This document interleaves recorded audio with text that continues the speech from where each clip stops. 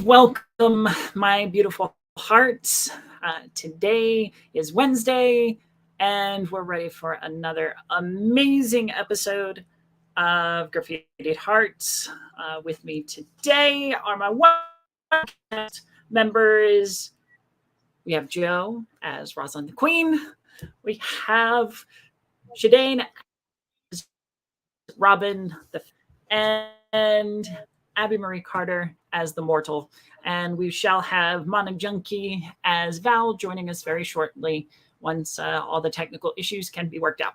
But until then, let's go ahead and tag this episode of Graffitied Hearts.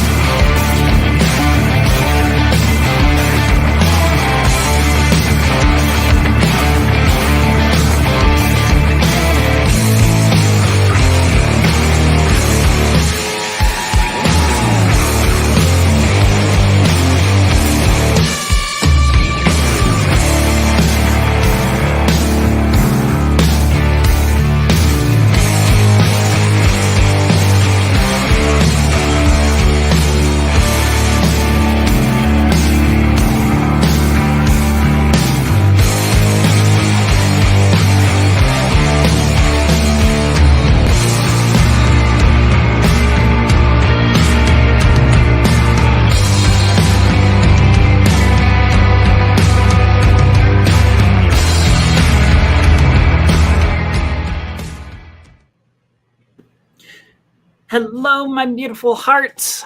Welcome to episode 4 of Graffitied Hearts, Disappearing Ink. Last time we left off,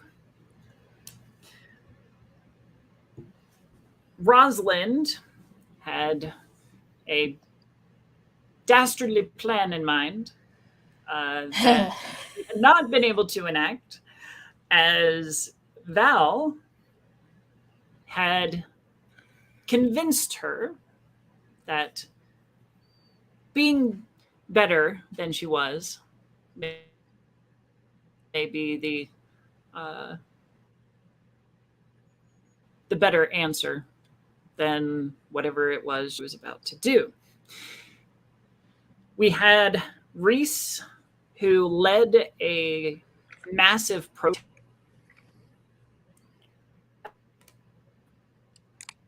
on communities. And I can see already this is going to be a tough episode, technically. Okay.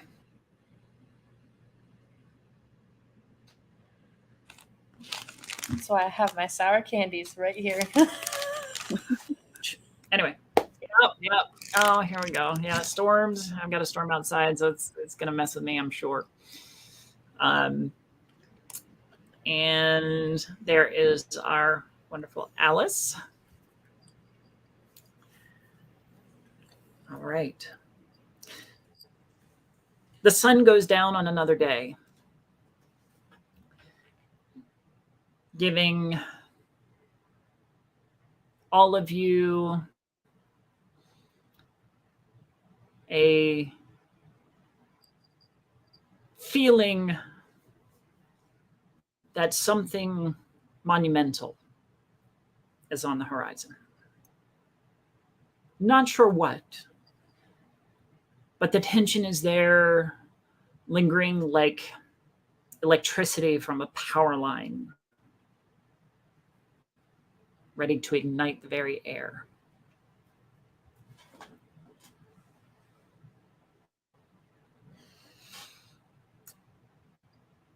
Robin, where are you this evening?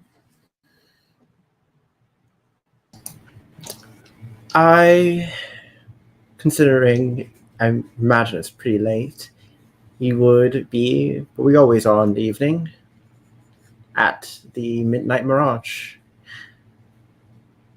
Seeing the humdrum of it, the many people losing themselves, some celebrating due to the successful protests that took place earlier that day.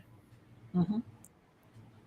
Even a few majors regaling anyone who would lend a ear about how they fucked up the jocks just earlier that afternoon. Yes, there had been a task force that the Ursas had put together to go after the greasers who had been bothering, pestering, and otherwise trying to demoralize the community and force them out of their homes, or what they call homes. What homes they had left. Quite a few of the greasers copped it. Well, at least were badly beaten. Rightfully so. But all or most of the Ursas went home rather victorious and unscathed. But of course, the greasers vowed revenge on their way out. Who knows what form that will take? The Midnight Mirage is livelier than ever.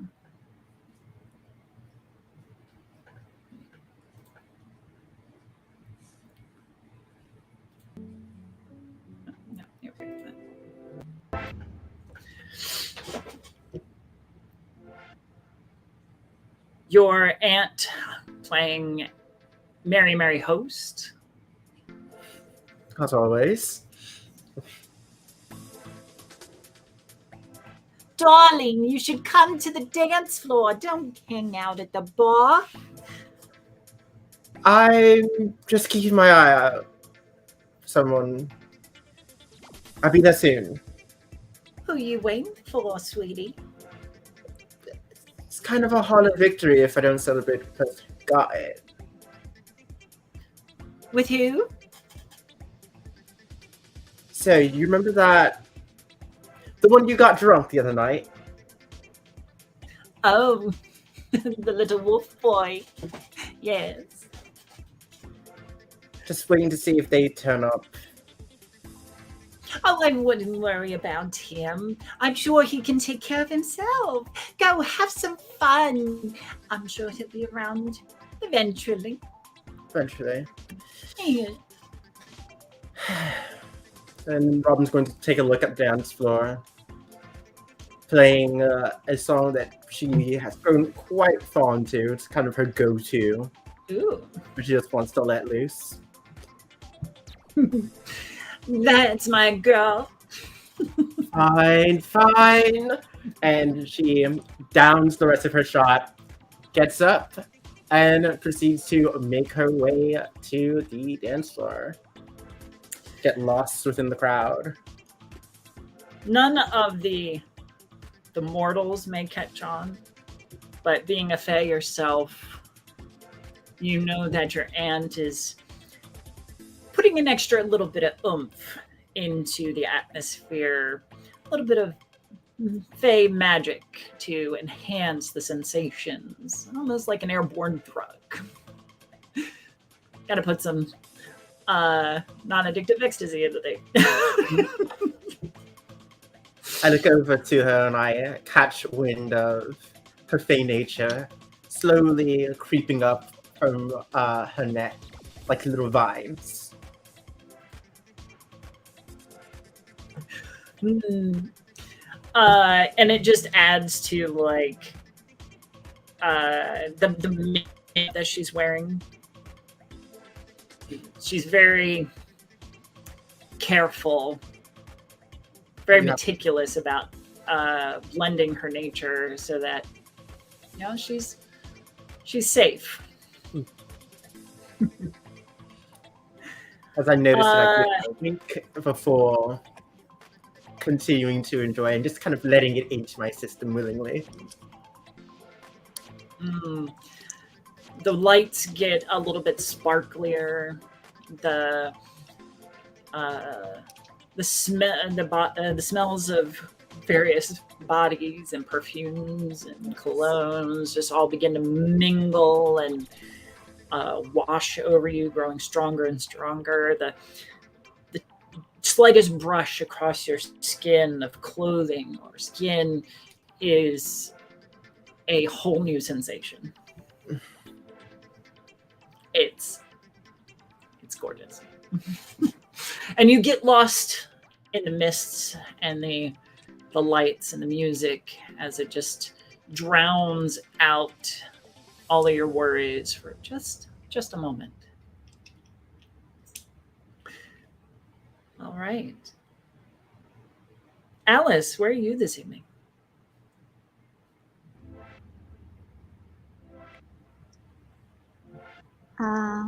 I am staying late at the library, and in hopes that Rosalind is going to give me a call or a text to meet up. Just kind of waiting there, and I've sent her several texts and several calls, and I've probably sent a few texts to Val as well, just to see kind of what's going on. And I've started texting Rosalind's clique a little more as well, just trying to pass the time. But as time goes on, and I haven't heard anything from her, I end up deciding to try and take the bus towards her home. Okay. It's quite the ride. The bus has a good 24 stops before you get uptown to where Rosalind lives, the giant high rise in which the wealthy make their nests. You step off the bus into a neighborhood that is near pristine. It's cleaned regularly. There's no trash on the sidewalks. The plants actually look healthy and well maintained. The buildings are immaculate, cleaned very often. Doormen stand outside buildings, glass doors, opening them as people of fine clothing approach. Cars that you could never even dream of affording pass by behind you and pull up to valets who carefully take their new charge to its safety in the parking garage, wherever that may be.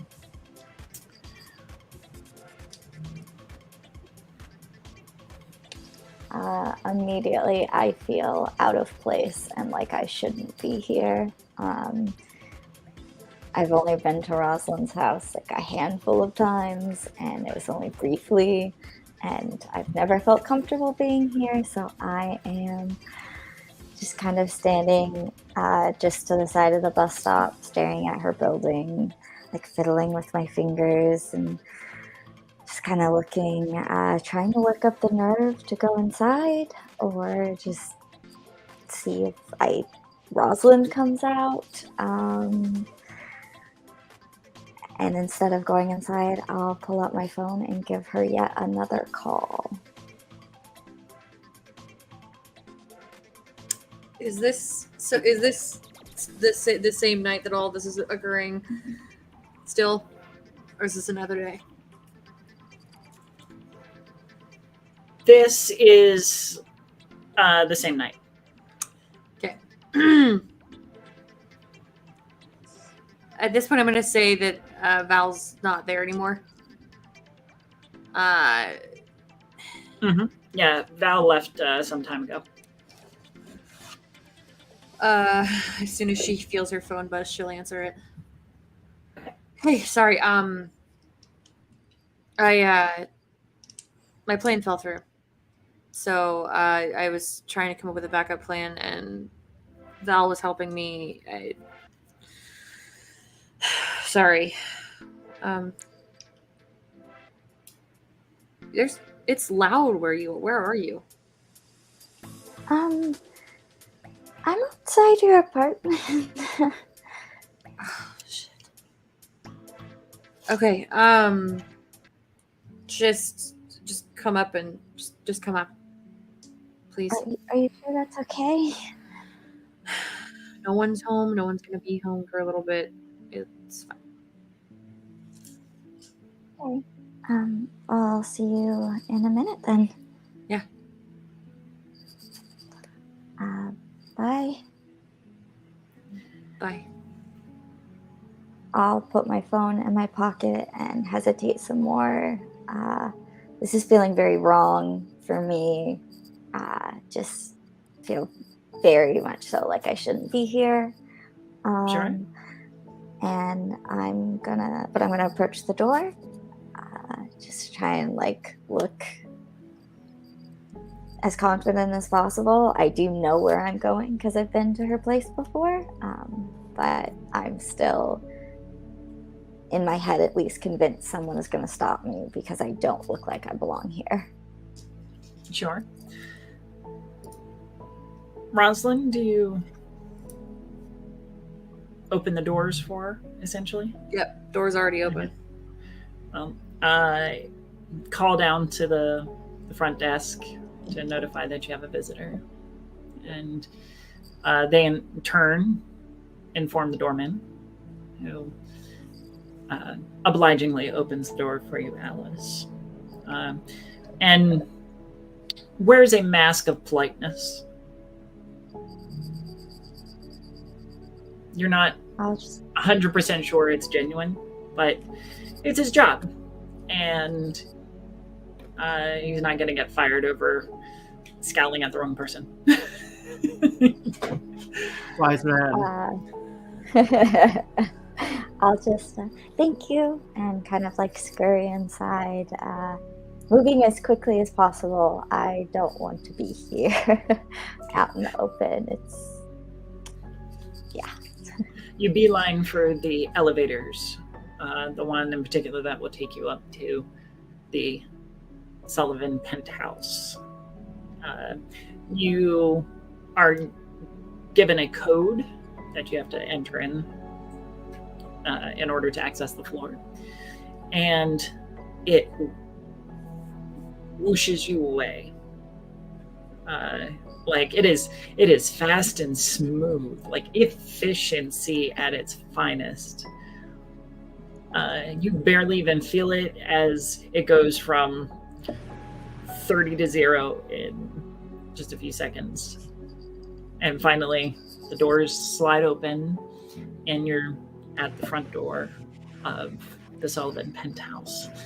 Beautiful iron work or glass with ironwork in it. Big tree. A symbol of their humble beginnings, as it were. Very humble. I have a tree in my apartment. No, I meant like tree. that work is shaped into a tree. I see. I was literally picturing a full tree. There are probably a couple of trees flanking the door, small trees flanking. The height of argument. I have trees growing on the top floor of my penthouse. What are you gonna do This is the about beautiful tree. humble beginnings. You'll see Rosalind pacing and seemingly searching through things, bookshelves and other miscellaneous things around, just kind of scrounging around because she knows you'll eventually show up at some point, so she's just kind of occupying herself. I won't go in because I'm too scared to and to feel too out of place, so I'll just knock and then either wait for the door to be open or for Rosalind to tell me to come in before entering. Before Rosalind can reach the door. Dang it! The door opens, and it's Gracie, Rosalind's little sister. Have I ever met Gracie before? You have You not. would've. Presumably. Uh, I have not. Okay. what have Rosalind says? I was like, you might have at one point, but it's possible that you haven't. Well, if Nice. she has, does Gracie know? I don't think so. No. Okay. So there's a look of recognition on her face, but she can't quite place it. Hello. Who are you? Hi, I'm Alice. I'm a friend of Rosalind's, of your sister. I'm here to see her. Grace, who is it? Sorry, what was your name? Alice? Right. It's a friend of yours, Alice. And you're just gonna hear like this running from the hallway. Just all the way to the front door, skids to a stop. Before Rosalind, you can get to the door. Gracie leans in to whisper to Alice, "Run," and then she'll walk away as Rosalind skids in. Hey, Grace. Okay, that's the first word she said to me in the last couple days. Awesome. Hi. Sorry, she got to the door before I did, and I got distracted. I'm here. Come here. I need to show you something. And she's gonna turn around and Okay. offer her hand to the side and just be like waiting for her to take it. I'll hesitate before taking her hand and just following her to wherever it is that Rosalind is gonna take me. She is going to walk her to the kitchen. She's going to dance around that door a lot. But she's not going to open it. Okay. Yes, for those who are not familiar, there was this door to a den in which Rosalind was going to retrieve something, but thought better of it after Val had a conversation. Please proceed. Are you hungry? Have you had anything to eat today? I've eaten today. I ate earlier. Well, Way earlier. I should probably eat something. Yeah, Dad's gone. Just go raid the fridge. It's fine. I'm not hungry. First of all, I'm sorry for. Are you okay? I'm as okay as a person can be in the state that I am in, which is I have some decisions I need to make, and I don't feel like I can win in any single one of them. Can I help you at all?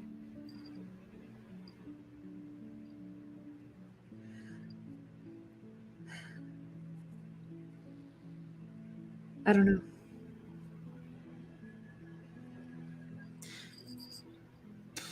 Val's been helping me. So when do you spend time with Val? Since they decided to basically strip me down to the brass tacks of who I am as a person, which is not something that I like. I feel like I've missed something.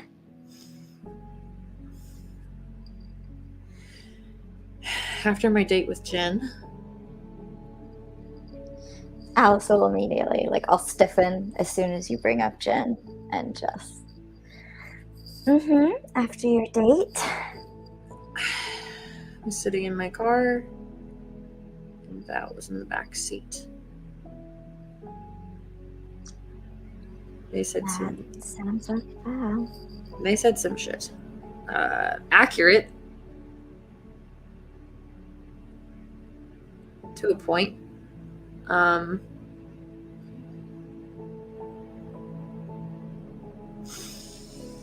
But yeah, that was not a fun time for me. And I had an idea to take care of everything. Absolutely everything was going to get fixed. And now I don't know.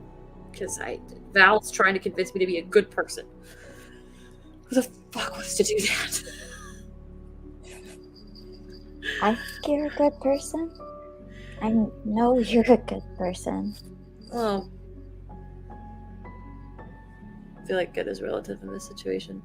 I am trying to get rid of the things that stand in our way. At the cost of my very small moral compass. Miniature sized, I'd say, actually. Kind of points towards whatever I want. But I'm trying to fix things. I am. I promise I'm trying to fix things. It's just it's taking a lot longer than I thought it would. And things just keep happening and they're out of my control. And I'm scared for us both, especially you. I can handle myself. I am worried that you are going to get hurt. I'm gonna reach out and take your hands in mine and just, Rose, breathe. I can handle myself despite popular belief. I am not as fragile as I seem. That's not what I meant. But I know. I don't like that you worry about me so much. You worry about everyone a lot. You take on too much, Rose, and I hate seeing you like that. Let me help you. Let me take some of the burden on. I'm your girlfriend. That's what I'm here for.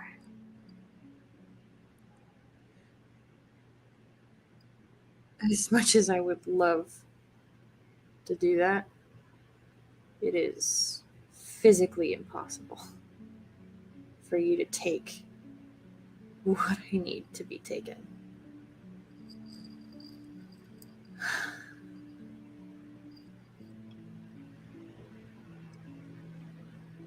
I'll figure it out. Are you just saying? You're shutting me out again. No, it's not.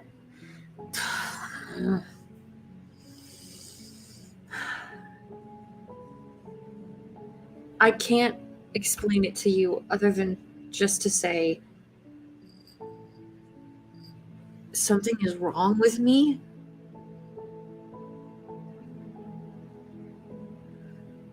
And I'm trying to fix it. And it is something only I can do.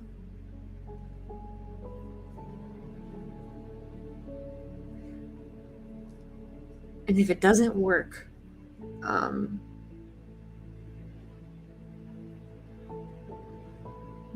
don't know what I'm going to do. I really don't. This is like it. This is my last ditch effort. She's just going to start pacing around again in the kitchen. Just, God, it's the last thing I can do. This is it. I have no other options. This is the last option. I'm gonna step in front of her and grab her arms, grab your arms, and just, Rose, breathe with me, okay? Deep breaths, in and out. And I'll breathe with you for a minute or so, and then just, you're not alone. You're not a bad person. You don't have to go through this alone. I get that for whatever reason, you can't tell me what's going on. Fine. Okay. I'm used to secrets, I really am. But you're my girlfriend, and I love you, and I'm here for you. Let me be here for you.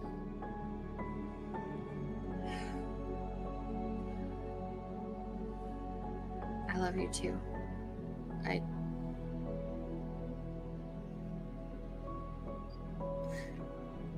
I've always promised that I'm going to take care of you.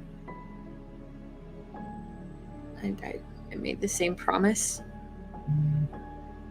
to take care of my baby sister. I've already seemingly screwed up one of those, and I've almost fully screwed up the other. I can't lose you both. You don't have to take care of me. It's the only way I know how to do things. Either I'm caring and philanthropic, or I'm a villain. You're not a villain. Tell that to a few people have said that to me in the last 48 hours. Fuck them. They don't know you. Not like I do. Trust me, you are not a villain. I live with villains. You are not one. That's accurate. Shit. I'm gonna need a contingency plan for something now. God. Just because you already know I'm gonna say it, but I'm gonna say it anyway. I hate your parents. I hate them so much, and I'm so sorry that they are such pieces of shit. But God, I hate your parents. I kind of hate them too. Yeah. Okay.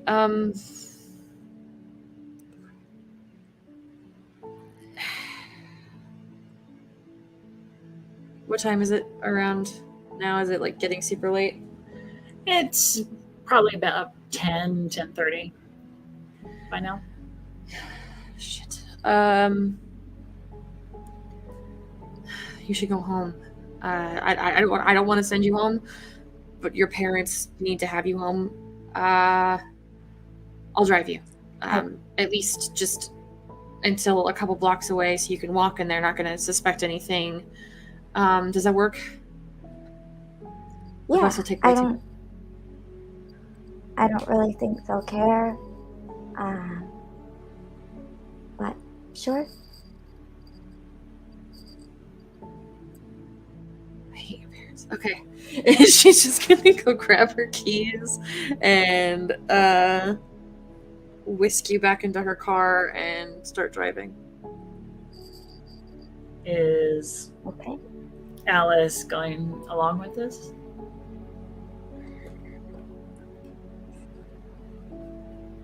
For the moment, yes. I'm still scared of my dad realizing that it's so late, though, in his drunken stupor that I'm sure he's already in. I doubt he will, and my mom's at work, so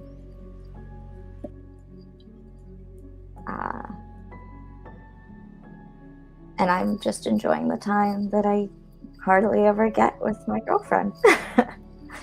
Okay. Well, we will come back to you as we head back to the Midnight Mirage, where Robin, you've been laid exhausted from just the sheer sensation alone. I borderline collapse back at the onto the bar as I drudge up my phone and start scrolling through my text messages, namely going after Dez. And open it up. And what are you sending Dez? It's like 10:45. Where are you? Question mark, question mark, question mark.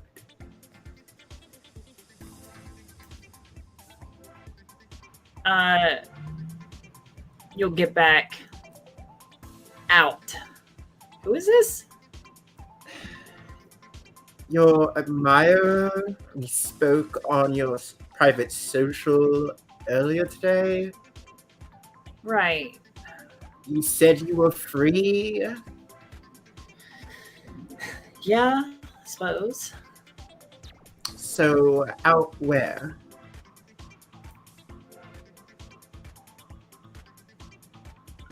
I'm out getting food. You know, Starlight? Question mark. Yeah. Stay there.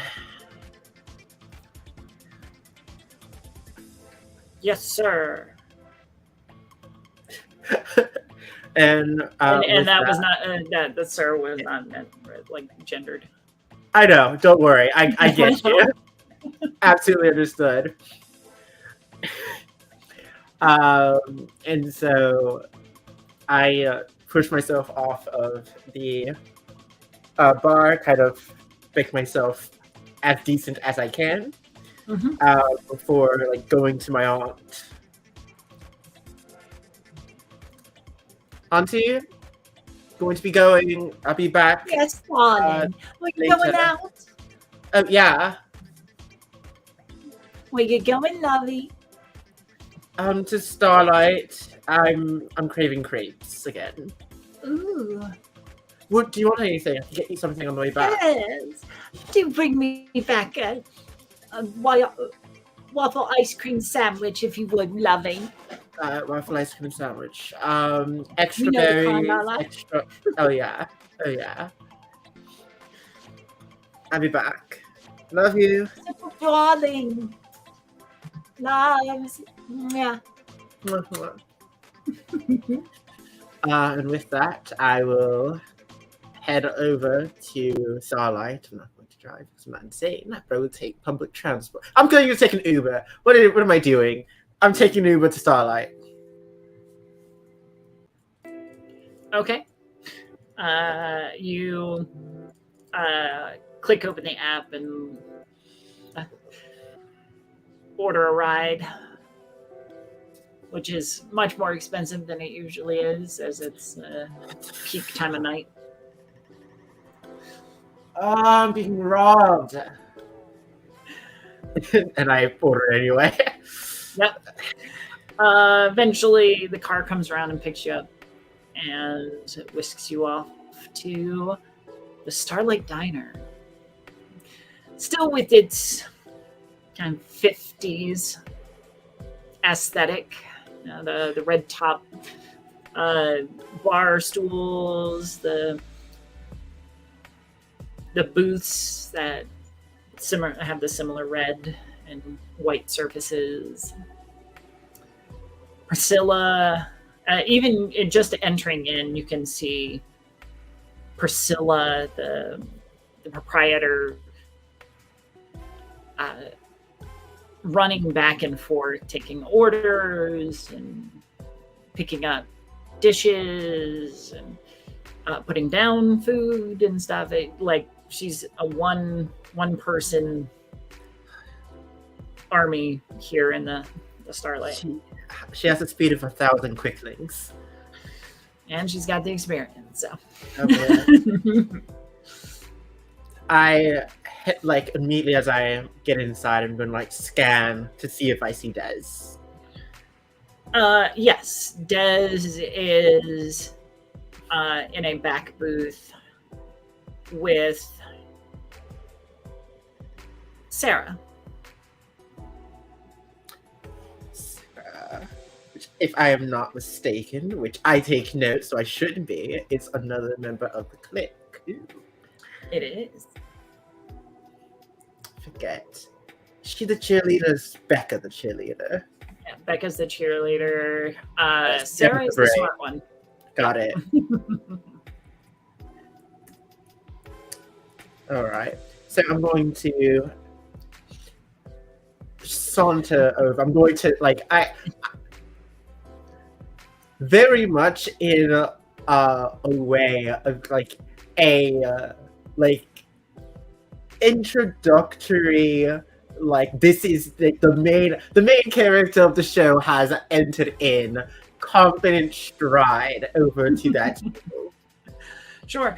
The two young women are like leaned over the counter and talking in hushed tones. And as soon as Des sees you and your flamboyance and larger than life personality headed their way, they break apart. Good evening. What's up? Is the seat taken? And I point at the empty spot next to Des. Yes, but she points over next to Sarah. You can sit there. I don't think I will. And I sit down next to Des anyway. She slides over a little bit more, making sure to keep a nice distance between you two. So what were you two talking about? I mean, if there's going to be gossip going on, don't keep it to yourselves. Nothing that concerns you. Are you certain? Very certain. Now, why did you want to meet? Specifically, I wanted to talk to you. Pointedly at Des. About what? And look over and kind of give a side eye to Sarah. I don't think present company would appreciate what I have to say. Well, Sarah is one of my best friends. I think that she's going to stay where she is. Fair enough. And Sarah is just kind of like looking between the two of you,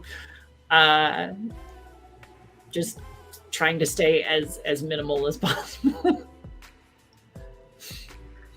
And I look over to Sarah. My hand kind of goes to the table, and fingers just gently across her forearm. Sarah, could you be a dear and get me a drink, please? I'll get the waitress.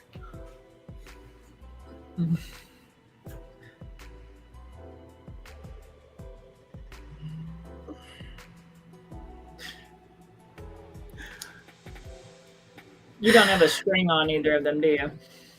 I do not have a string on any of your little clique yet. Yet.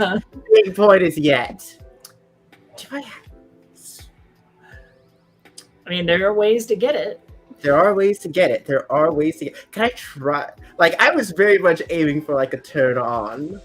Sure. With that flirtatious move. Turn her on, yeah. Yeah. Okay. Let's go. And let me just double check my own stuff here. Awesome. I do have honor shame, so I get a +3 on my attempts to turn someone on. Ooh. Oh, I can give them a string on me to do it. So let's do that. I would give them a string on me in order for me to get a +3 on this roll. Oh. Ooh, good thing I did too, because that was 5 on the dice, but now it's an 8, which means good things happen, but bad things happen. Interesting things happen.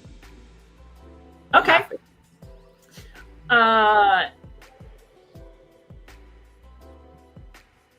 You are going to gain a string on Sarah. Perfect. Who flushes a little bit as you touch her.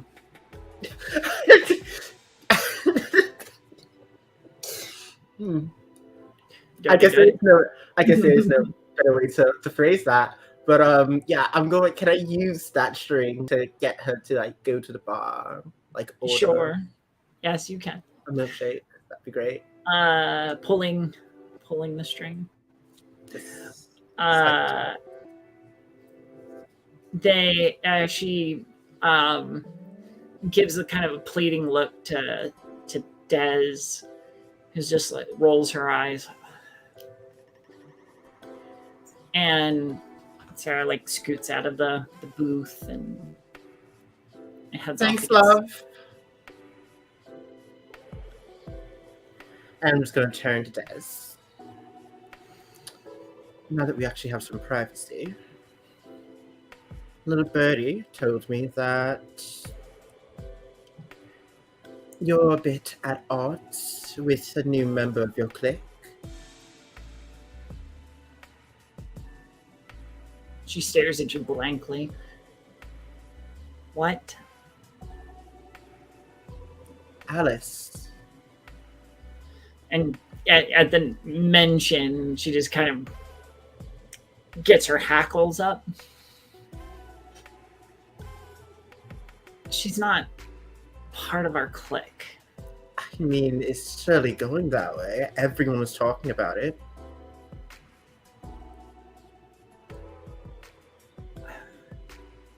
Well, just because she's seen near us doesn't make her popular by association. Fair enough. But I think gaining the fancy of Ross definitely does. She's just misleading Roz, and I know that Roz is going to see through her bullshit. So Why don't we help her? what do you mean? Show Ross just the type of person that Alice really is. And do you know what type of person Alice is? I might.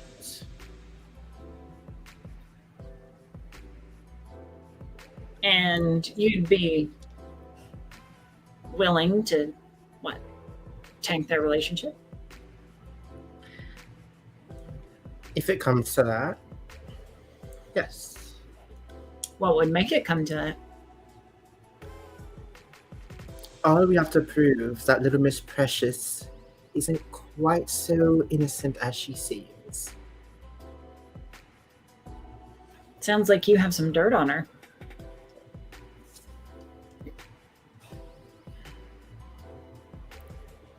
I know a thing or two.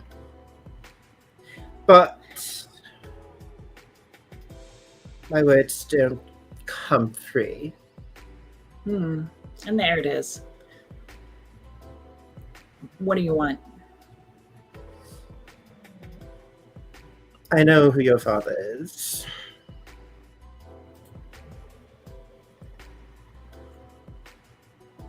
And?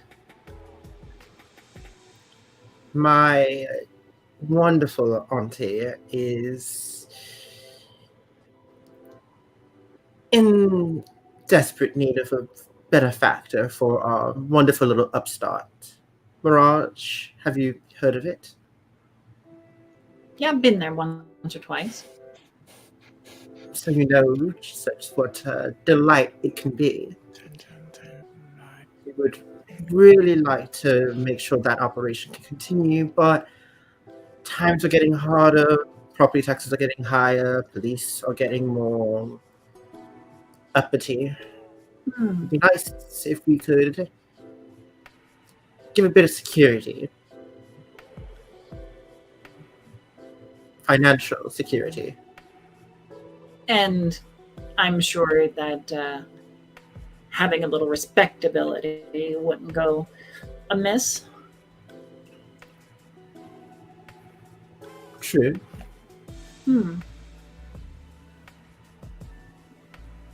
So you just want me to what? Convince my dad to invest in the club. That, and if you would be so willing, charitable donation to the Y. The why? Yeah. You mean that antiquated old building? It's a piece of this city's history. Do you know how long the Y has been there? Yeah, but if we could knock it down, we could make something better.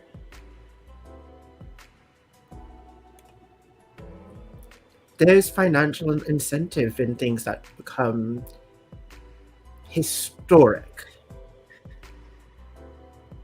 Whatever. I mean, it's really nothing more than just a polyp of the city. But I don't really care enough about it. That's my dad's thing. That's Rosalind's dad's thing. Not my thing. I don't care. So if that's all it's going to take,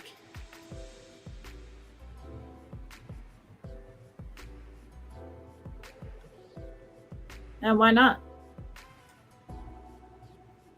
Good. So, this is an agreement, promise. Yeah, sure. Whatever. I'll talk to my dad and get your investment. And then you give me the ammo I need. Agreed. Let's set the I want date. I want Go on. it by tomorrow. Fair enough.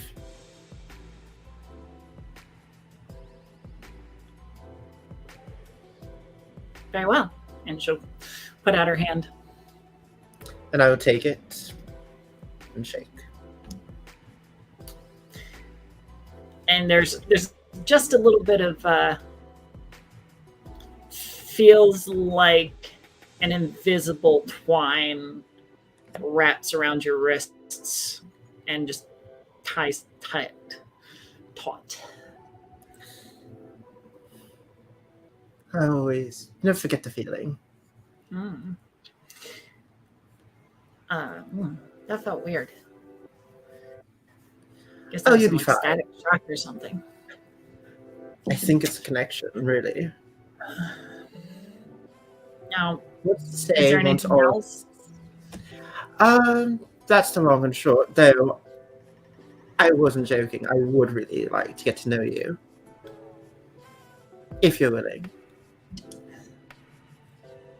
No thanks.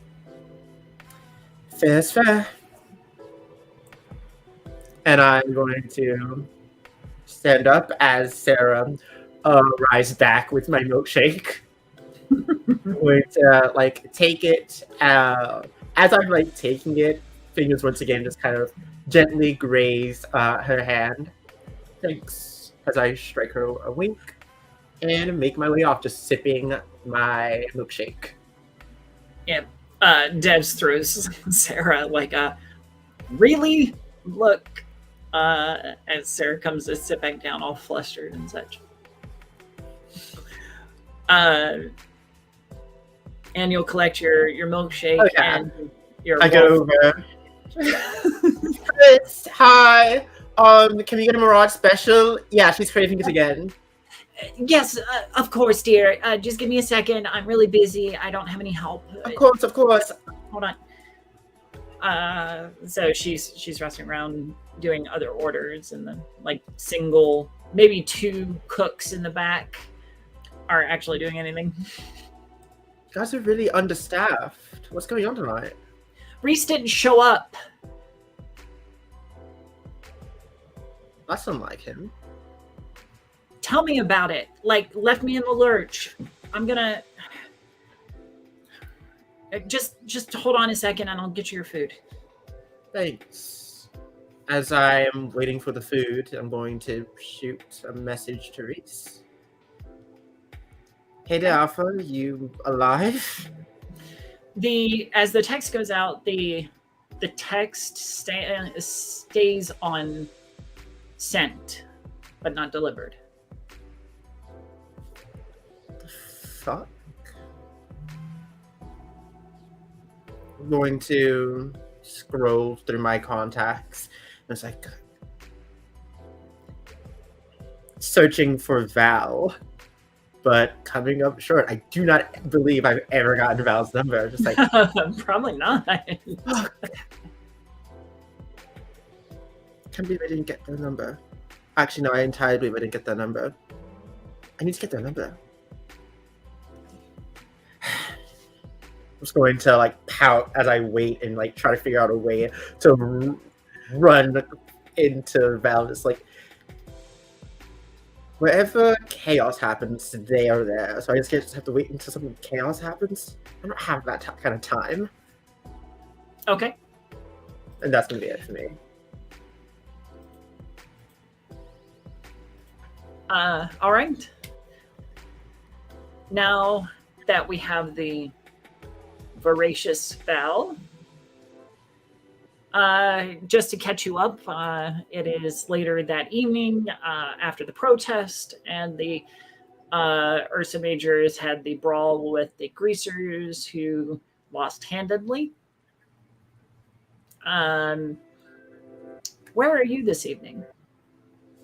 So I'm gonna wake up in my cave. There's a bit of There is a bit of blood on me. Some fur. And Val's gonna kind of look at herself and just go, huh. I really hate when this thing takes control. Never know what's going to happen. And she's gonna look at her little conspiracy board. I guess we're gonna be visiting Rosalind's dad today. Okay. Yeah, I'm gonna go find Rosalind's dad. Okay. While you were in the Sullivan penthouse, you took a notice of a schedule, like a calendar set up, and he is at a charity banquet this evening. Cool. So, like, I kind of wait until he gets into like a room that's heavily secured, and so I did level up, and I took an ability from the ghost. Ooh. Called Limitless. Okay. Which lets me walk through walls and fly. Interesting. Okay. Oh, this ghoul thing is just getting out of hand. Does this mean you don't have to climb up the sides of buildings like a cat anymore? I don't have to. I choose to. Like, it's an aesthetic for Val. It's just the have thing. to. Yeah. Like, I get seeing someone flying is a little bit like unsettling, but it's not as unsettling just having someone just easily scale the side of the wall. Yeah. You hear the little cockroach noises. Oh no. Ah! There's lots of hissing.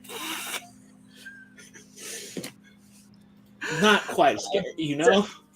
So you experience this, like you're phasing in and out of existence, and it's something that you felt before, but are just now coming into mind of how to control it, to kind of phase partially, and then come back, allowing you to defy things like gravity or object permanence. Oh, Jesus. Whoa. Sorry. Thunderstorm outside. So I think that's just valid coming for you, Winter. Yeah, right. That's the new sound that's made whenever they're flying. It just cracks of thunder. It is just a storm. Exactly. Mr. Sullivan leaves the commotion of the party in the vast foyer beyond and heads into the study to get away from the noise for a moment, to have a cigar and a drink. He's in a nice tux.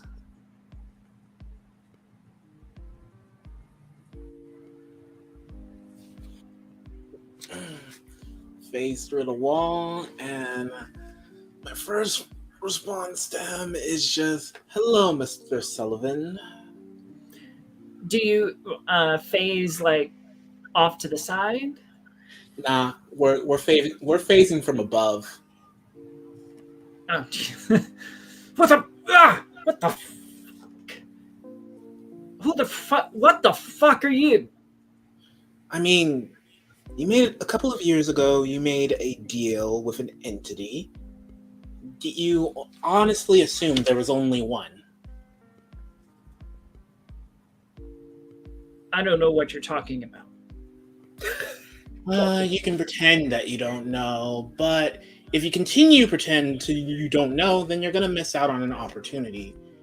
You see, your deal is about to reach a kind of expiration date, if you will, where things are going to go bad. And what you need is insurance, a way to regain control, a back pocket trick. Hold on. And he goes over to the study doors and like slams them all closed and locks them.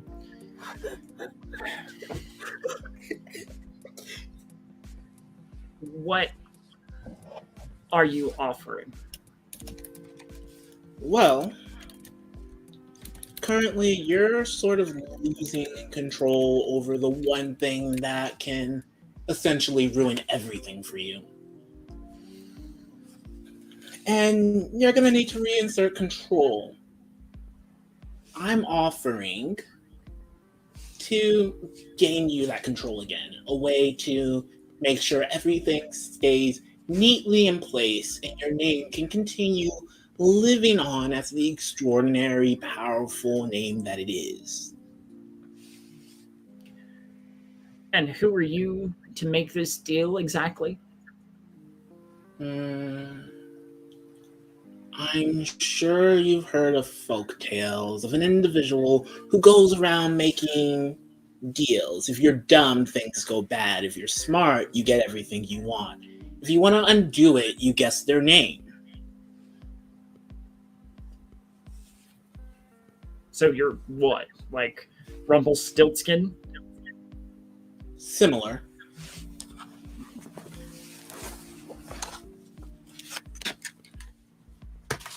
So what are you offering then?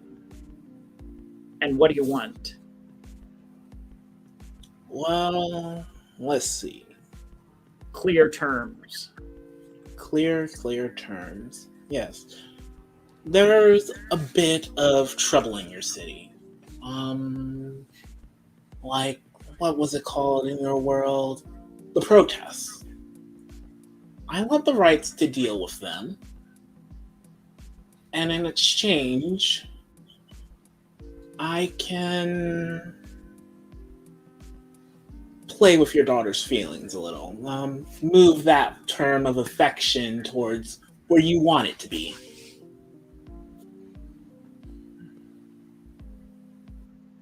What are you going to do with these gangers, whatever you want to call them? I'll make the city better. I'll clean them. I'll get them out of your hair, get them out of your city. They're exclusively mine to deal with. All you have to do is essentially pretend they don't exist. In exchange, I'll get your daughter to show more favorable oppression towards that Jen person.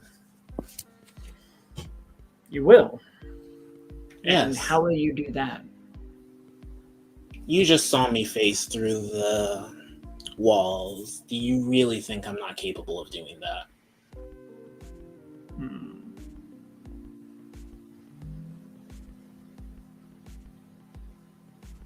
I would like you, Val, if you will turn someone on. This is going to be like a non-sexual one. This is like a how quickly he might agree to this deal.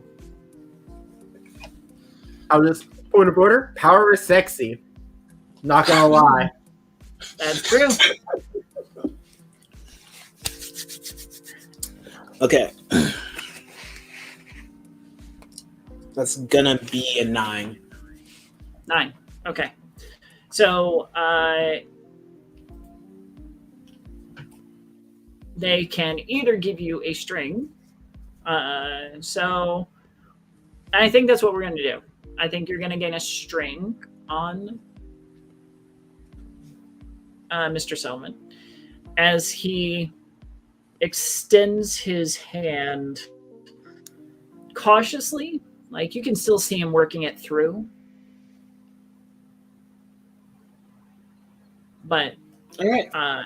like he's trying to see the angle, but he hasn't quite made it, and it sounds too good of a deal. Cool. I'm gonna shake his hand, and after the deal is done, I'm gonna be like, talking to you again soon, and phase down.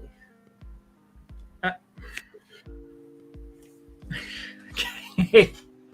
So when I'm actually out of sight, gone, I'm gonna take out my phone and I'm gonna stop the recording button.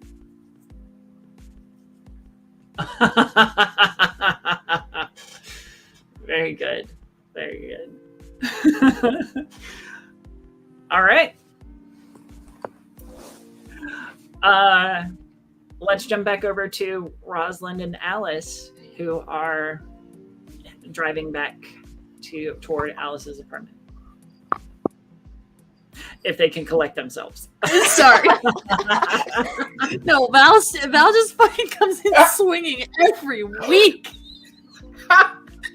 Just It's so mad kudos at all points in time. Oh my god, I fucking cannot.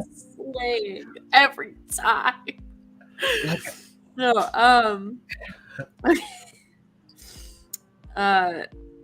I will be driving at a reasonable speed. I will not be speeding as much as I love to do that.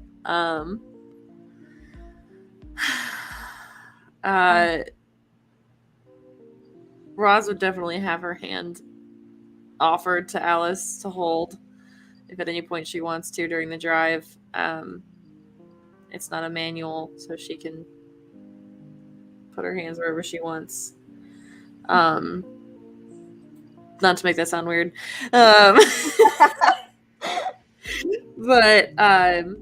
she's just gonna kind of tap her other thumb on the steering wheel and kind of seem a little anxious still.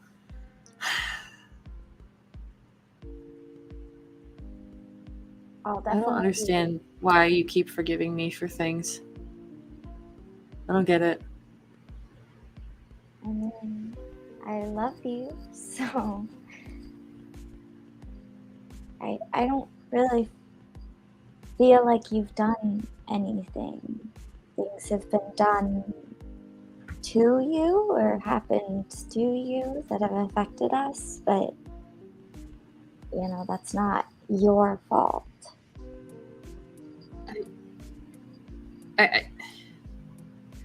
I could have been a better girlfriend at times. That's a thing that could have happened. I shouldn't have ignored you, and it wasn't even like I was willfully ignoring you, but I should have been more available. I should have answered the phone, and you deserve someone who isn't such a mess. You're a mess. I mean, Rosalind. yeah. Okay, fine, you're a mess. But in comparison to me, in comparison to my life, are you high? I wish. But no.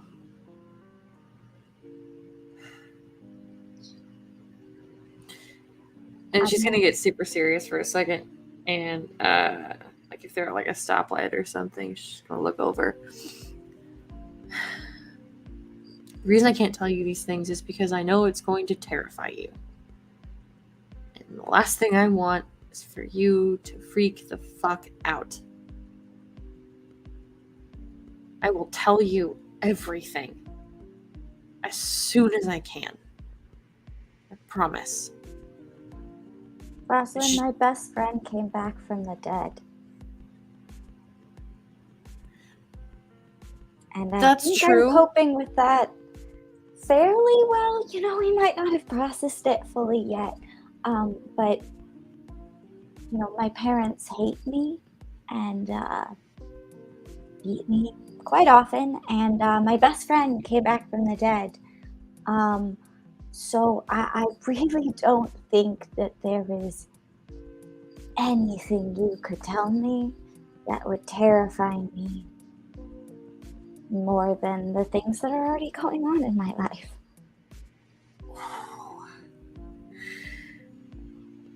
God, I wish that was true. Okay, and she's just gonna keep driving down the street like, nope, now is not the time. Now is not the time. Nope. I promise I'll tell you, but not right now. And she's gonna pull up a couple blocks away from the apartment. Parking between street lamps to minimize exposure. The neighborhoods around here are congested and dirty. The stark opposite of your neighborhood, Rosalind. There are homeless people propped up against buildings and on sidewalks, piles of trash.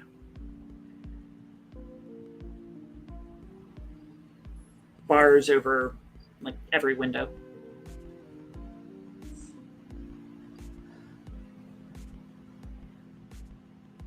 Maybe this is what Val's talking about.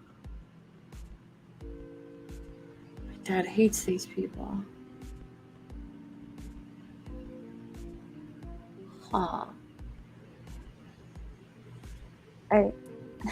Rose, are you okay? Sorry. I'm trying to more or less reverse the effects that some people have had on me. Starting with being a nicer person and also hopefully pissing off my dad. Which is the ideal at this point. I get that.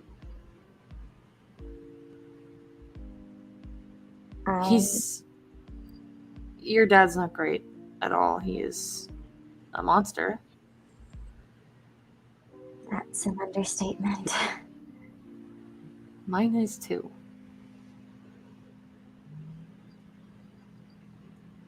I haven't seen it, but I believe you. He hides it really well. The worst kinds of monsters usually do.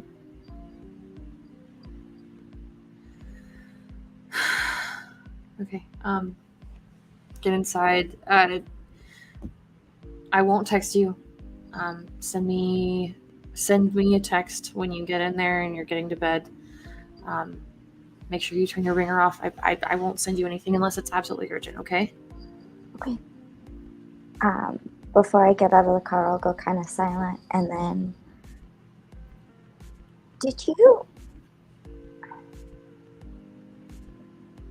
You didn't tell Sarah and Becca and Des that we're still together, right? You're just letting them think that you're engaged to Jen?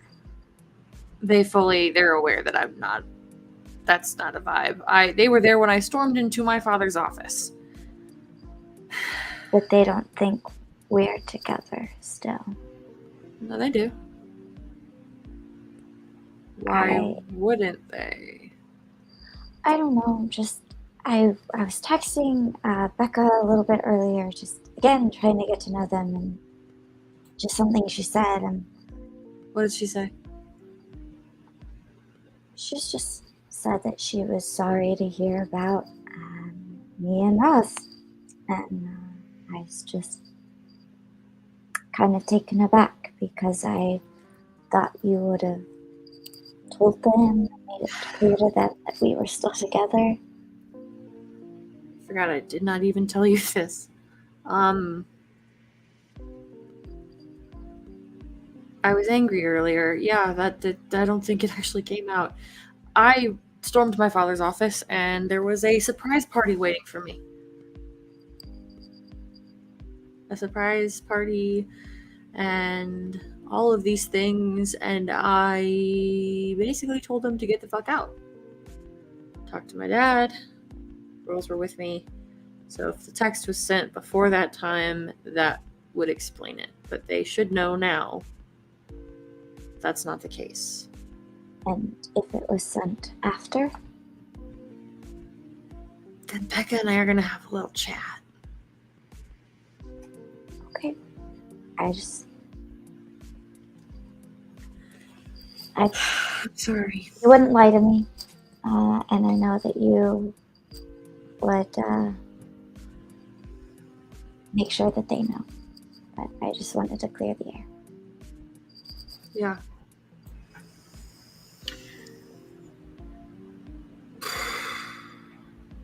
Okay. I'll see you. Are you working tomorrow? Mm-hmm. Working every day I can. Gets me out of the house. Des is coming over tomorrow night. I'm gonna see if I can figure out why she's been looking at you funny. Yeah, she doesn't like me much. I'm not a fan of that. I'm figuring it out tomorrow night. I'm gonna try to come see you tomorrow during the day. If not, I will text you. Okay. Okay? I'm not gonna promise you anything because I don't know what's gonna happen. I understand. But I love you. I love you too.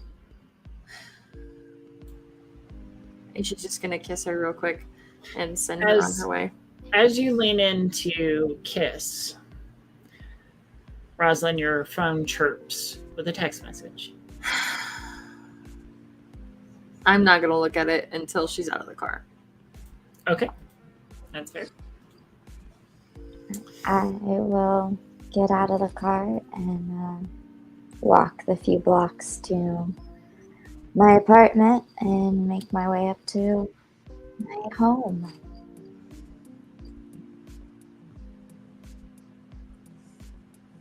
To a father who has been drinking all day and is in quite the mood. If you will roll me a runaway, please.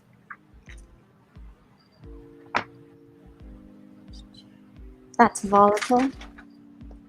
It is.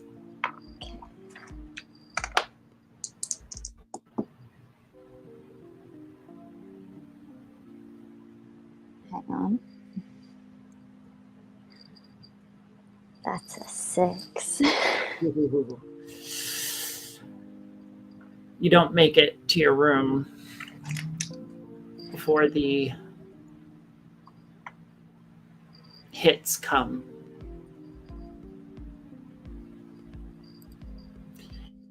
And when you regain consciousness at some point, you're in the hall outside your room,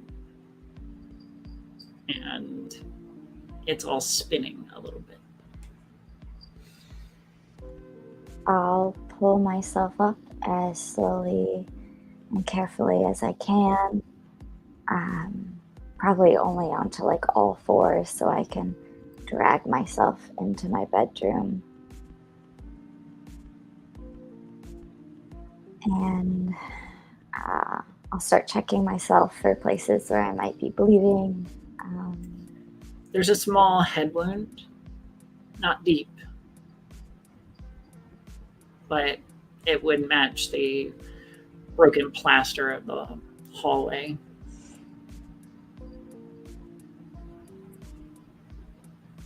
And you're pretty certain you're going to have a couple of bruises starting tomorrow. I'll try and wait. I'll get some gauze that is probably permanently in my room, or some cotton, and try and put it against my head, trying to staunch the bleeding a bit.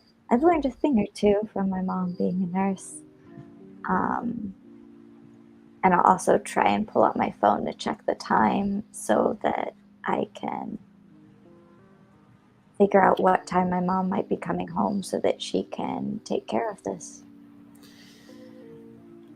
It's the middle of the night, so probably about an hour has passed. And it's still going to be 2 or 3 or 4 hours before she gets home.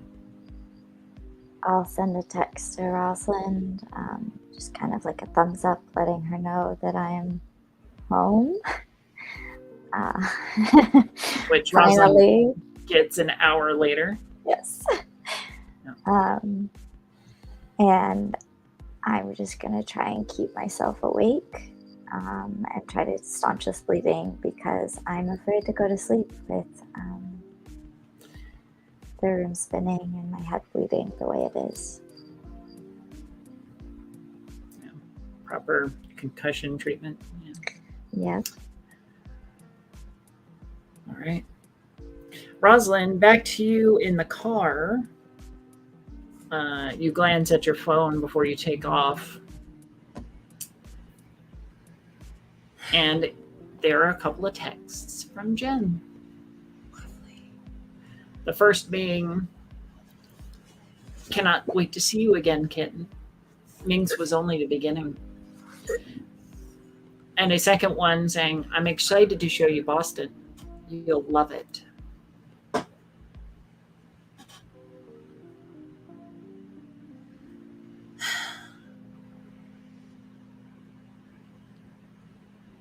She's gonna call Val really fast. She's not gonna respond to the text. She's just gonna call Val. Okay. Val, your phone goes off as you finish recording.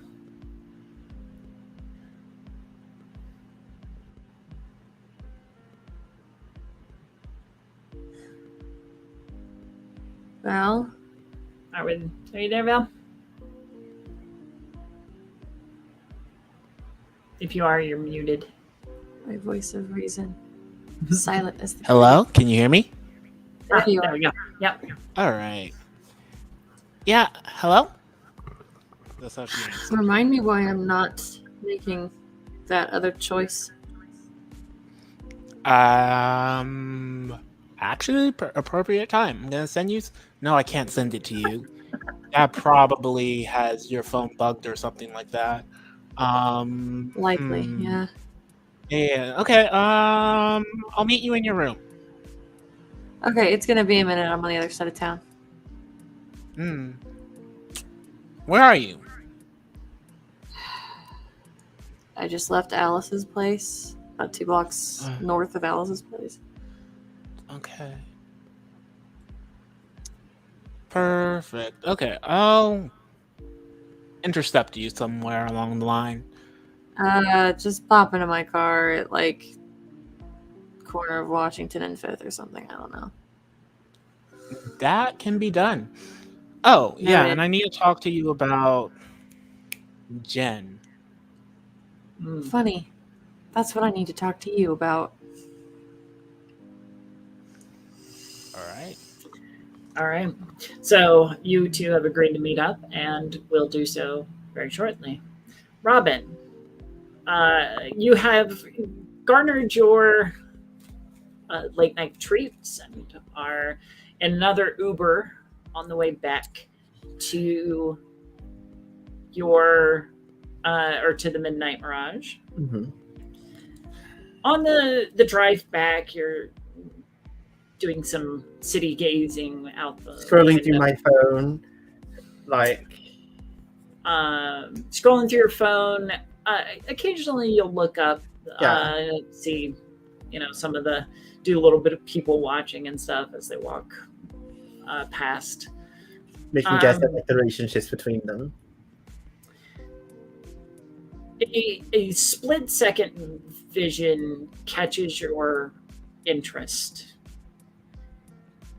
It is one of the greasers' cars idling in a darkened parking lot between a couple of buildings.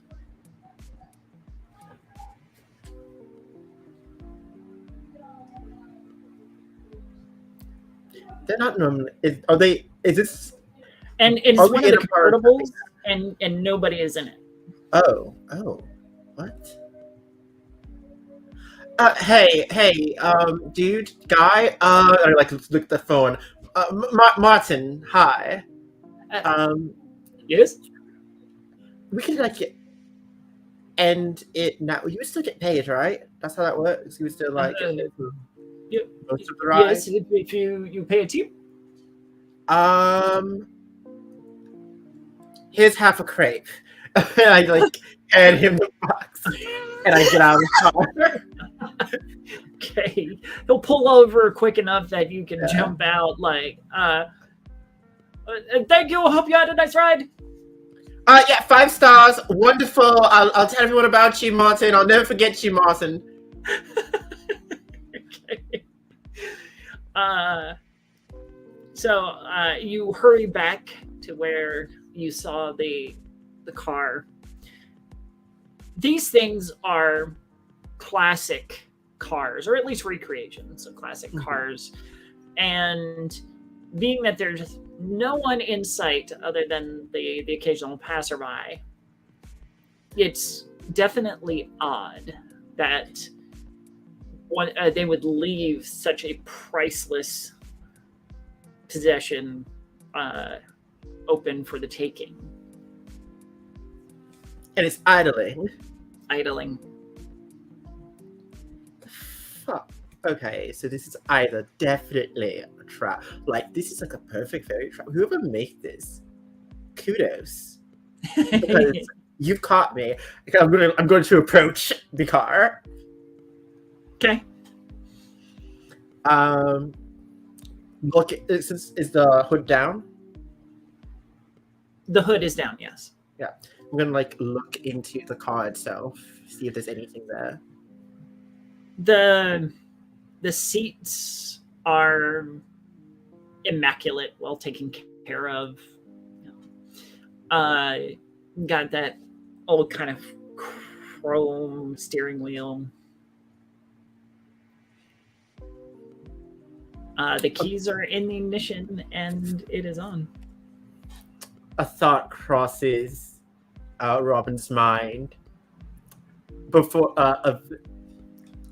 Grand Theft Auto before it is stopped in its tracks by Reese's voice just yelling aloud, "Cops exist." Cops exist.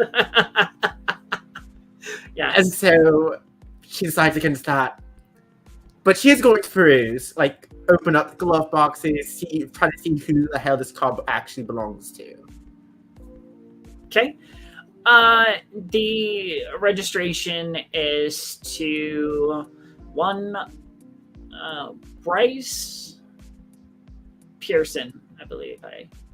Mm-hmm. That's Bryce Pullman, excuse me.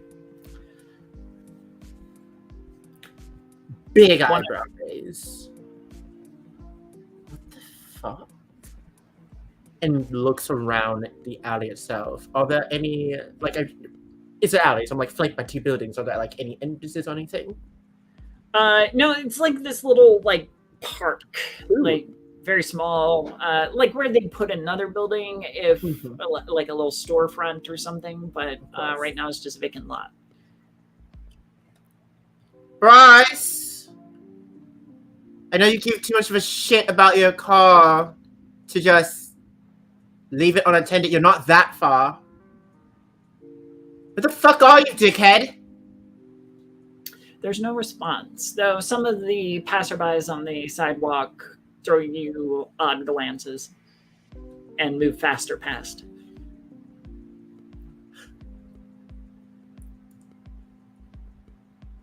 Fuck him.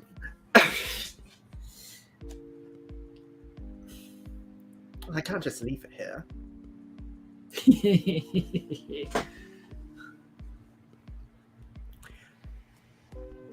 I'm going to put your car somewhere safe. I get into the car. Okay. The leather of the seats feels really nice. God, I wish I could keep this. And I'm going to pull off. Okay. Immediately going to go back to my phone, start texting Reese still, even though like I look at it and the other one still says sent. Just like, fuck. Still, yeah, still on sending or sent. So you back out and pull out onto the street. Fuck. I just found Bryce's car unattended in an alley, and what the fuck is that? And I look at the street sign to give my location. I'm Okay. on the corner of like Dower and Swan. Fuck. And after just realizing that nothing's gonna come of that, I scroll through my phone, and the only other person I could think of to call that I had the number of is Mason.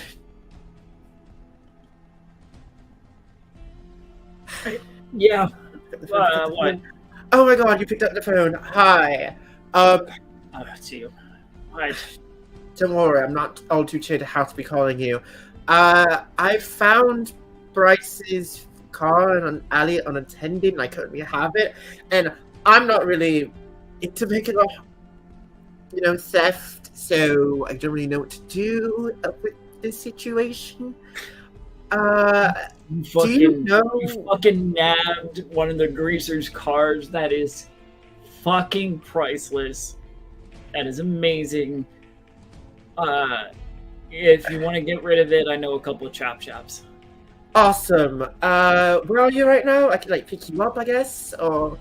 I'm down at the Y. I mean, things have been kind of crazy here. Like, after the team got back and everything, it's just been chaos. So that's where he's been. Oh, so you know where Reese is then? No. Actually, he came back, but I haven't seen him in a couple hours now. I tried to send him a message and it just went to send. Like, didn't even say delivered. Maybe he broke his phone or something. Fuck. Is that something he does? Has he broken his phone before? He has little bouts of anger and temper. I wouldn't worry about it. Alright. Got it. The Y. I'll head over. I'll be there soon. Yeah. Oh, wait, no, wait. no! Don't bring that shit over here. No. Where the fuck do I go then, Bryce? I'll send you a pin or some shit. Like, fine. Go see Jackie's Auto on Redwood and 25th. Dude, that's on the other side of fucking Alright, better you idea. Gotta get there quick then. Oh my god. Give me Val, the one who set themselves on fire. That was your fucking doing. Do you have the number? Damn. I mean, I don't know if you want to mess with something like that. What the fuck is that supposed to mean, Bryce? That they are not human. I swear to God. What are they? I don't know. I don't fucking know. They just like, how do you set yourself on fire and then get up later? Stuntmen do it all the time? Without wearing any gear. Okay. What? Anyway, if you want their number, fine. Here. Rattle off the number. Right. And thank you. Cool. Thanks for answering. I honestly didn't think you would have answered if you saw that it was me calling. Unless, of course, you don't have my number saved, which would not surprise me. Maybe I accidentally deleted. Oh yeah, sure, on accident. But you didn't block me.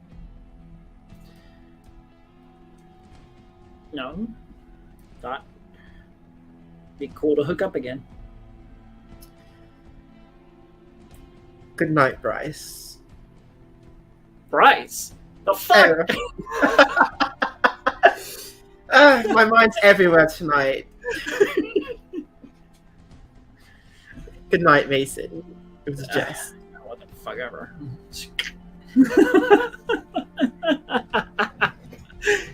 I gotta love those Freudian slips. Oh, yeah. I love the Freudian slips. Live with it.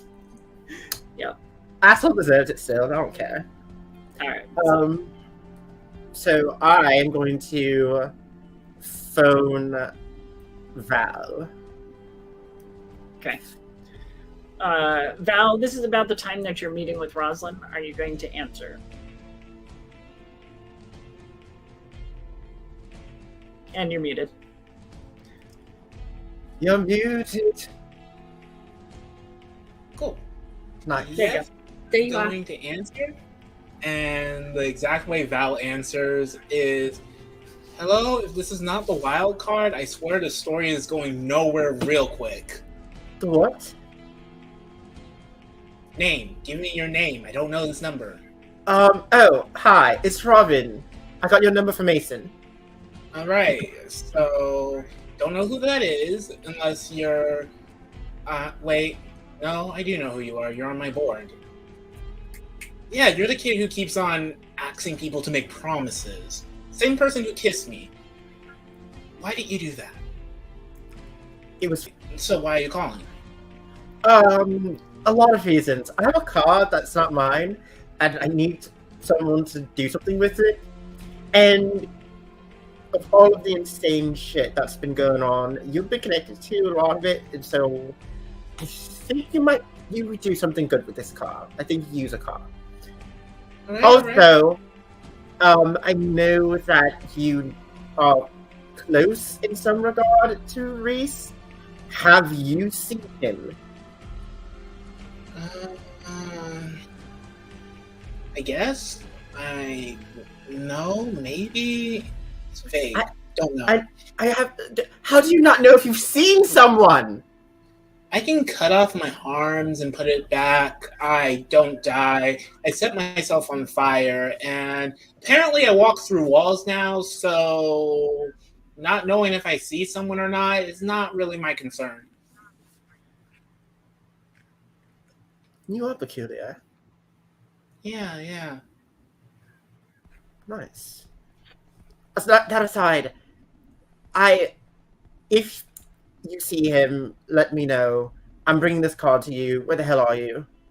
All right. Before that, like I said, I know you're the promise kid, wild card. So let's make a promise. I want to make a deal. What kind of promise? I will deal with the car. It's a big task. I'll deal with it. I'll make sure you're not connected to it in any way. I'll do everything I can to make sure this car is dealt with to the best benefit possible. All right. I'll let you know this is a greaser's car. It's the greaser's car. It's Bryce's car. Ooh, that It's out pretty well, I think. Gotta check my book. Anyways. All right, you'll deal with the car. Deal with the What do car. you want from me? I'm sure you know Rosalind. Everyone knows Rosalind. Who doesn't know the Queen of Crescent Falls High? Yeah. Queen is going through a little bit of a transition. Into what? So, A pauper? I need someone to make sure they stay a course. What the fuck are you trying to do? Everybody likes a redemption arc, and every story needs one. But redemption arcs don't typically go well with the monster making sure that the evil queen is the good guy. Nah. It needs someone with a little bit more flair, a little bit more style, a little bit more pizzazz. Someone up there, someone social, someone good, someone who has an understanding of people far beyond the monster. Who do you have in mind? At some point, I'm not going to be around anymore. Something's going to happen, and unfortunately, the monster has to go. When that happens, someone's going to need to remind Rosalind that she doesn't have to use the whole evil queen path. So you have your redeemed villain. You yourself are the monster. Oh, apparently some sort of wild card. And naturally Alice is some damsel in distress. But where the fuck's the hero in all of this, Val? That's a good question. I wish I knew. But you know, heroes are always late. And sometimes you find heroes in the strangest places.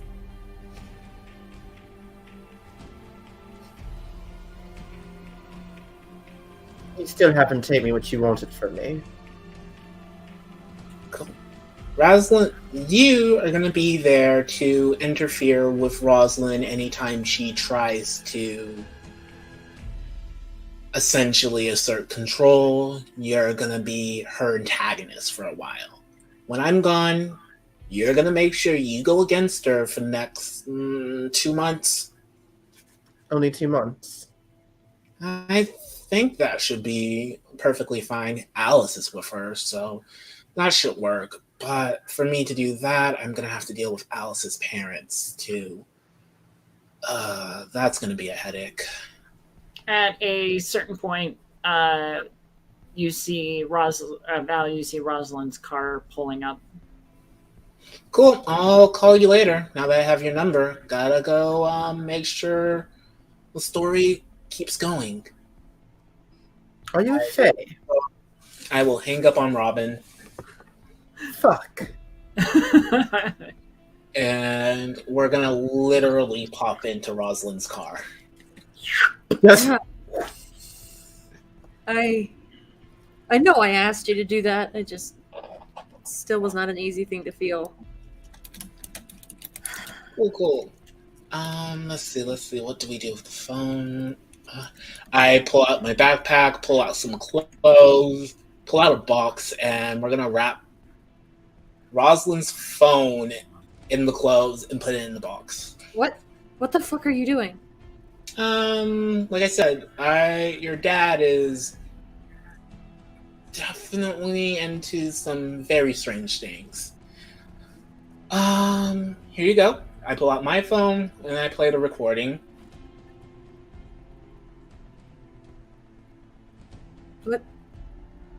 What the fuck, Val? What are you? Yeah, Like I I know he's a said. terrible person. What are you talking about? Like I said, bad things are about to happen. And according to this, the person who kickstarts that is your dad.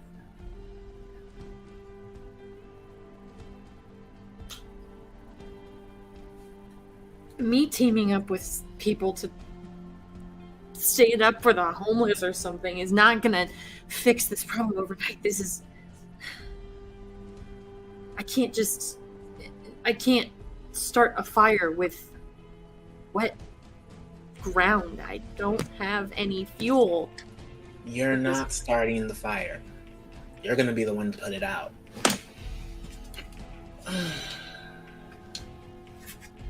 How?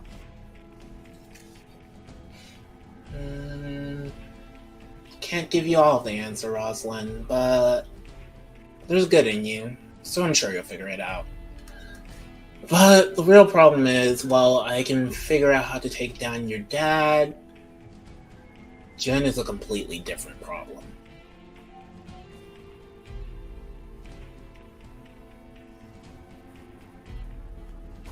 PR.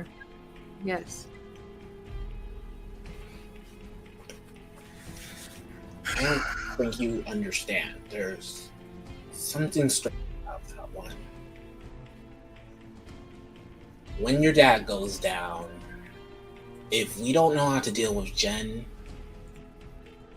things will get a lot worse before they get better. And Jen has to go first. My thoughts exactly.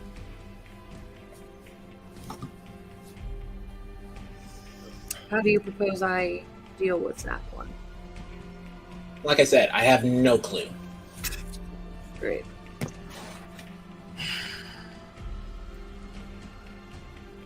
Okay. Well, fuck.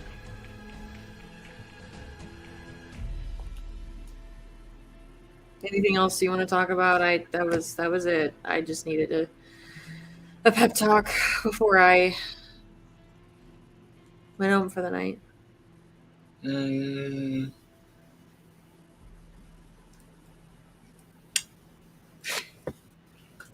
really should take more cute pictures with Alice.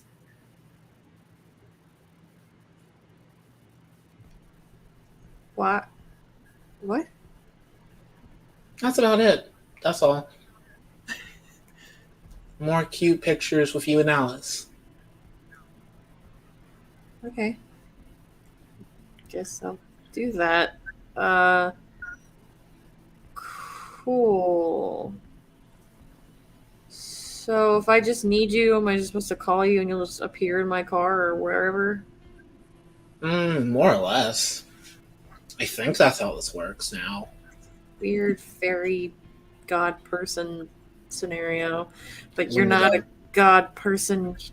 It's confusing. Wendigo. I'm a Wendigo. Sure. Cool. Yeah.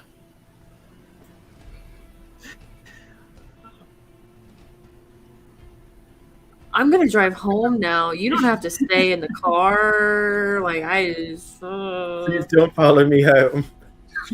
You know where I live. You know how to get in. Just if you want something, please, for the love of God, at least warn me before you say something. The talking before I see you and know that you're there is the one thing that freaks me out the most. Well, unfortunately for you, I can't promise I'll give you any warnings whatsoever. On the bright side, I'm not gonna kill you. So that's always good, right? We're here for that, yeah. Kind of need to stay alive. Yeah. Thank you. Not doing this for you. Doing this for Alice. I still don't like you. But you're kind of growing on me, so try to be safe. Phases down. The fucking Flintstones in my fucking car. You god fuck. All right. So, Rosalind, you're going to drive home, pondering all of what's happened this evening. Alice is going to attempt to stay awake as best as she can to ensure that she doesn't fall asleep forever. Which I don't think ends up working. I guess we'll have have to find out next time. But before we leave, Robin, you take the car to a place designated by Val, where Val can retrieve it at the appropriate time. When you pull to a stop, there's some rattling in the trunk, which you had neglected to check so far. Yes, I have. You. No, go ahead. Go ahead. Hearing that, I mean, just like, oh, fuck, yeah, these things have trunks. Fuck. And I get up and go over to it. Pop it. You pop the trunk, and a little light comes on to reveal the kind of a red velvet interior. And most prominently is a bat with nails in it that had been rolling around a bit. And it is poked through something underneath it.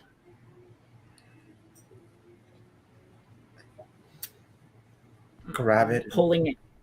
Yeah, go ahead. Pull it out. You pull it out and cast the bat aside for the moment and hold up an Ursa Major's vest. Reese's vest. Covered in blood.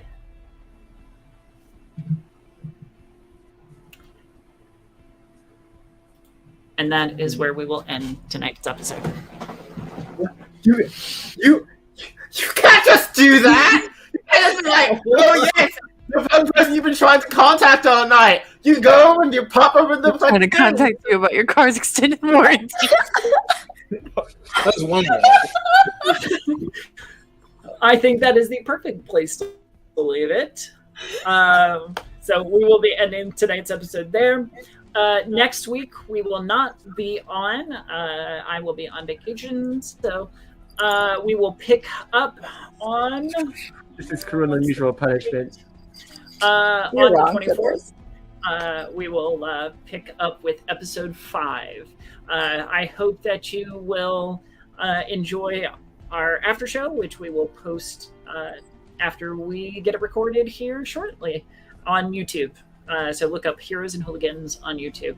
But until then, I wish you all a very good night, a great couple of weeks, and we will see you on Wednesday the 24th, 4:30 p.m. Central and 5:30 p.m. Eastern. Love you all. Mwah! And we will see you all soon. Thank you. Once I can get the video going.